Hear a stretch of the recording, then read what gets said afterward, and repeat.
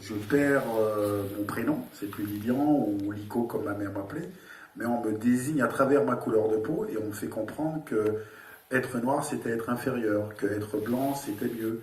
Et donc je me souviens très bien que un jour je rentre à la maison, je demande à ma mère pourquoi en fait les personnes noires sont vues négativement.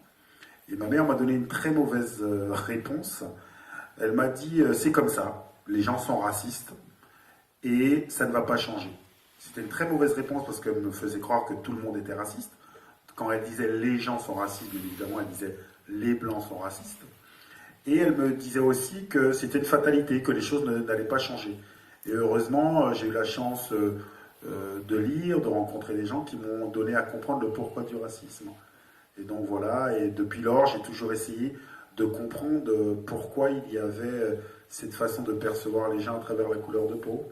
Et j'ai compris que c'était lié à l'histoire en fait. C'est un conditionnement historique et que chacun de nous, on reproduit les schémas de pensée comme on reproduit les schémas de pensée qui emmènent à le fait que les hommes dominent les femmes. C'est-à-dire que de génération en génération, ça se reproduit. Et donc j'ai compris que c'était vraiment dû à une éducation et qu'il fallait questionner cette éducation.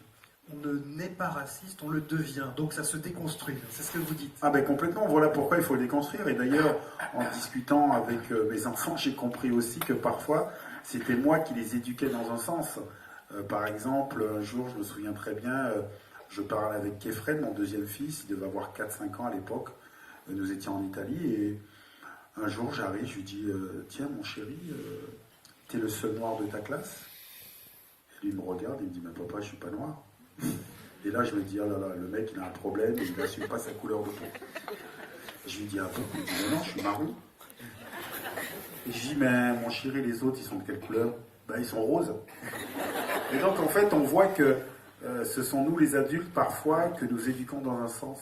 Et donc, c'est important de dire quelque chose vraiment de très important, c'est que c'est pas naturel d'avoir peur de l'autre. Parce nous sommes dans des sociétés où on dit oui, mais c'est normal, il n'est pas comme nous, on a peur. Mais non, il n'y a que des autres ici. Donc on voit bien qu'on n'a pas peur.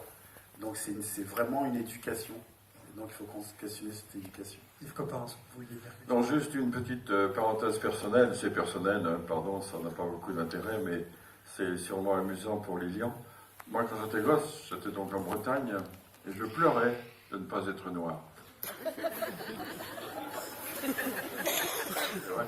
C'est une histoire. C'est la première fois que vous lui dites à Lilian depuis le temps que vous le connaissez. Oui, je l'ai écrit, mais je ne sais pas s'il l'a lu. En tout cas, je voudrais être lui, quoi. Non, ben voilà une belle déclaration d'amour ou d'amitié. C'est réciproque. Bon, ben voilà, c'est formidable. Chouette. Comment les enfants d'aujourd'hui vivent le racisme? Comment le perçoivent-ils? Je vous propose de regarder là encore un petit film réalisé